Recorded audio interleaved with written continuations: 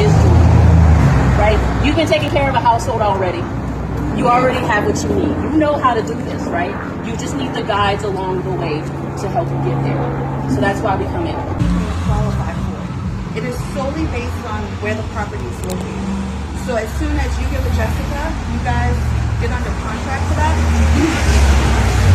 You guys go under contract. When I plug this into my system, that's $5K immediately off the closing costs. Okay? And I just want to dive a little bit deeper into this, and then I'm going to pass it over to Jeff. Are you going to use it to build wealth, or you're going to use it to go to Aruba? A goal without a date and an amount is just a wish. Say it again. Come on up here and tell us this history. Okay. Because when I first met Candice, I was like, buy a home. and she told me the history of this home, I mean, I had chills just thinking about how far we've come and how far we still have to go when we thinking about closing the wealth gap that exists. And that's why home ownership is so near and dear to my heart.